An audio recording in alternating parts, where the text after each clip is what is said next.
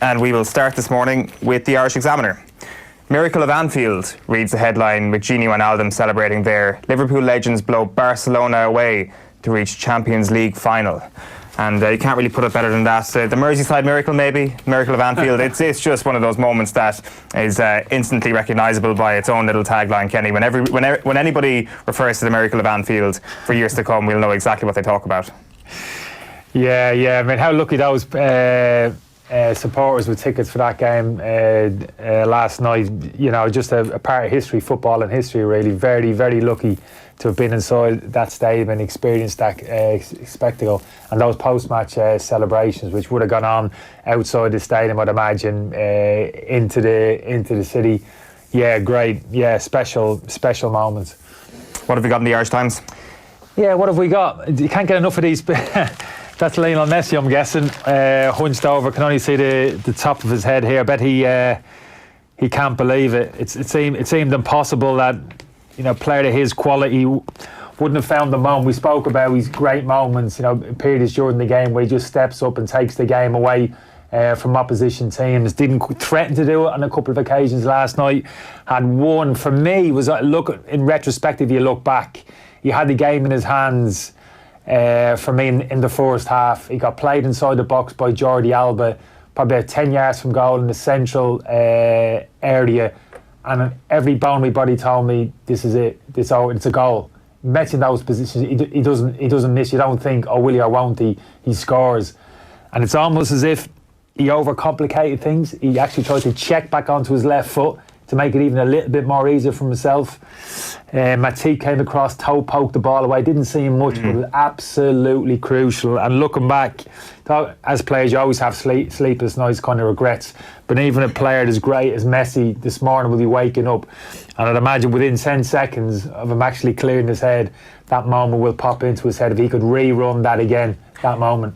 Remind me when we're talking about tactics later on to bring up Joel Matip, because I thought over the course of the two legs he was absolutely vital for Liverpool. And fair point. As a partnership, the stock of Liverpool centre halves have gone up. It's not just a Virgil van Dijk show anymore.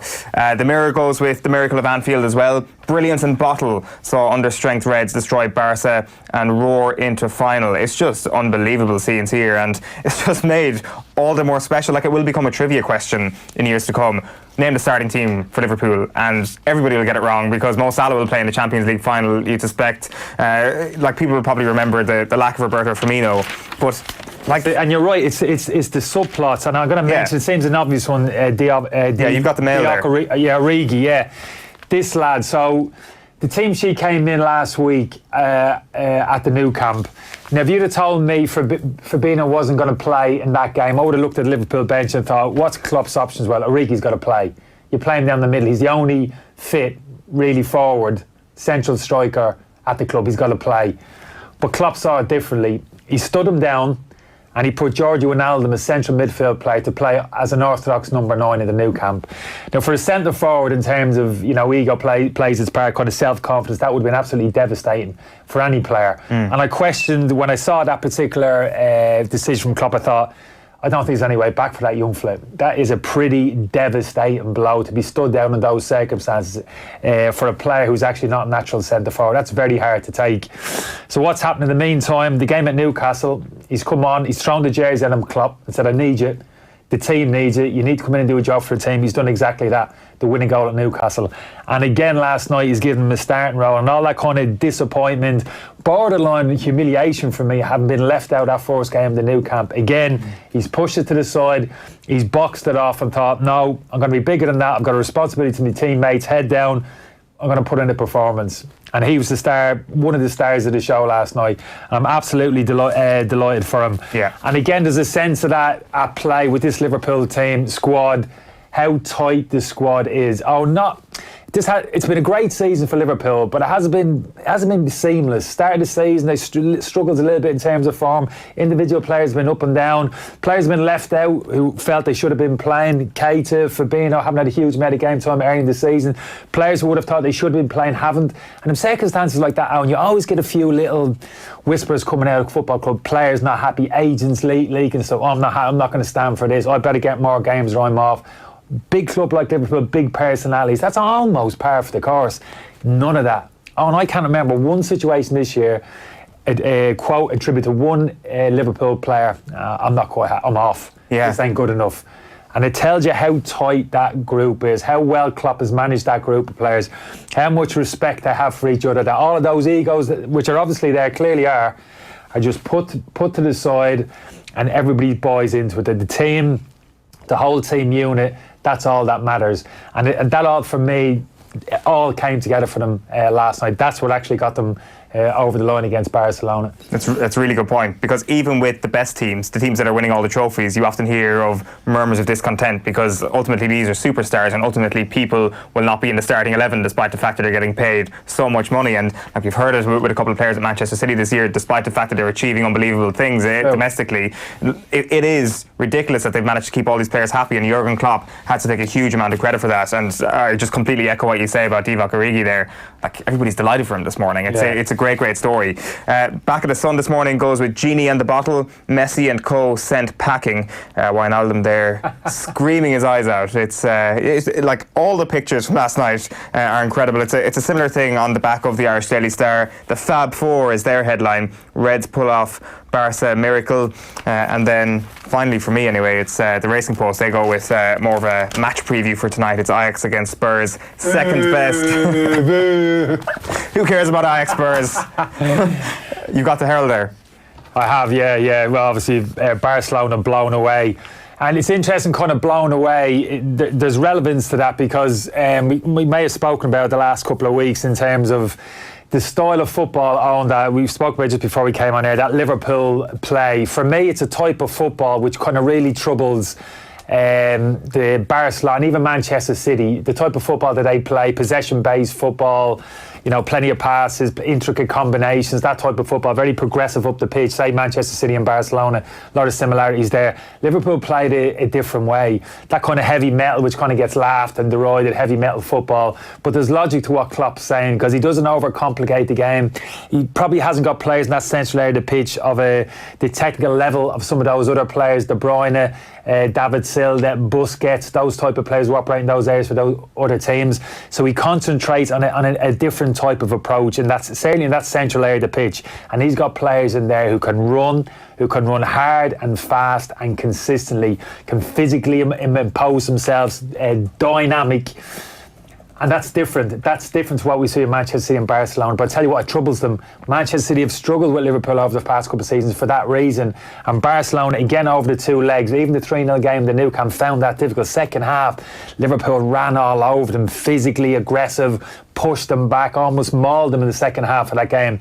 And we saw it again last night, the opening stages of that game, and for periods of that game, that kind of relentless approach and just physically running past people. Yeah, you might be a better player than me, but you know what? It's not going to matter, because I'm going to run faster than you, I'm going to run harder than you, and I'm going to keep at it. I'm going to keep testing you. I'm going to keep taking the areas that you don't want to go. And it's great to watch. It was a kind of a total contrast in terms of styles at times. But for me, it's smart. It's Klopp looking at things saying, I'm going to find another way to get the better of these teams. Great, people say great teams, modern teams, Manchester City and Barcelona. I'm going to play a slightly different way, but it's a way which I think can be effective, and it's a way that can be successful. And he's proven himself to be right. And it's a type of football I actually enjoy seeing playing. Very simplistic, a little bit regimented at times. And some people might think a little bit of a Neanderthal approach. The first goal last night, Matic, massive kind of diag, nowhere near where they should have. You know, Liverpool scrapping kind of for a second ball. Henderson making that third man run I'm talking about from midfield, 20 yards, is running off the back of Busquets into the box. It's not that kind of intricate, patient, you know, slow build-up play, that were precise play that we used to see from some other of the top clubs, Barcelona and Manchester City. But it's hard to do it, Owen. It really is. And Liverpool are good at it. They really are. The players sense it. They've got a style of play now that can be very effective at the very highest level. They've proved it. Let's have a look at some of the continental papers this morning. L'Equipe have their player ratings as ever. Always interesting. So as you can imagine, the Liverpool players getting a much easier time here than the Barcelona players. Still no Liverpool player given a rating of 9, I should say. That the highest rated are Alisson at 8, Henderson at 8, and Origi at 8. Jurgen Klopp also gets an 8 out of 10. Ernesto Valverde, meanwhile, gets a 2 out of 10. Suarez gets 2. Jordi Alba gets 2. They're pretty harsh usually, L'Equipe. Like when you look at the standout players last night, Kenny, would you go along with that Henderson, Origi and Alisson were the main men for Liverpool? Yeah, Reiki. Yeah, I think so. Robertson a little bit harsh because I think probably he's been Liverpool's best player second half of the season. I suppose just he didn't get enough minutes. He didn't enough minutes, but I thought he'd done well when he was on the pitch. And again, there's a lot of great little subplots here. Like, say, Milner got a start last night. Wijnaldum on the bench. We're talking about Reiki devastated last week. Wijnaldum's probably thinking last night, really, what have I done? What have I done wrong to be out of the team? But again, the Wijnaldum one's an interesting one because for me, when he came on, which for me is his best position. He came on in that number 7 position where Milner is at the moment. So that's that advanced midfield position. And when he first came to Liverpool, I thought he was great in that area of the pitch. Getting into the box, attacking cross. He got a couple of great headed goals when he first came to Liverpool. And I thought, this lad's going to get 10, 15 goals because he doesn't want to get too involved deeper down the pitch. He wants to get into the box and he can finish and he's brave and he's a good header of the ball. But over the past year or so, he's kind of morphed into a different type of player. Klopp's played him a little bit deeper, more of a deep line midfield position. But for me, I don't think it's quite suited him. And the Champions League game in Belgrade there in the season was a good example of that. I thought he struggled. He was physically getting pushed off the ball, not really sensing danger. All of those defensive instincts which you kind of need to operate in that holding midfield position. You kind of see it with Fabinho and Henderson to an extent. I don't see it too much with Wijnaldum, as good a footballer as he is. So when he was unleashed last night in that area of the pitch, for me, that gave him like a licence to go and do what he does best, to arrive late into the box and get on the end of things. And the 2 goals were classic examples of that. The ball from Trent Alexander, arriving late, that third man run. It reminded me of the Milner chance in the second half against Barcelona. Do you remember there was a ball cut back into the box? Actually, Ronaldo stepped over the ball and Milner came onto the ball on his right foot. And you were just thinking side foot, back across the keeper into the corner of the goal which he's come from, and I really fancied him. He didn't went straight at the keeper. Exactly the same scenario Ronaldo found himself last night. Just managed to find just to the keeper's left, wasn't in the corner but enough power to put it into the back of the net. And his last goal as well, there you go, get in the box, get into the box and get on the end of things. Good head of the ball, and it was a brilliant header. So for me, again, the right reaction from him. Ronaldo, you're coming now, we've lost Robinson. Milner, you got to go left back, no problem, boss. Milner, low maintenance player, no problem, boss. I'll play anywhere for you. Slots in at left back, actually plays a part in the Wijnaldum goal, feeds Shaqiri on the left wing. Wijnaldum comes in, not feeling sorry for himself, chin not on the floor, I should have got a start. No, none of that. He goes to the side, right, I'm going to come on and help my teammates. And that's exactly what he did. So plenty of that around the pitch. Alexander-Arnold left out last week. There you go, lad, there's the jersey. And I thought he had a difficult time first half. He was a little bit uneasy. Alba was causing him a lot of problems, positional sense. He was getting pulled a little bit all over the place.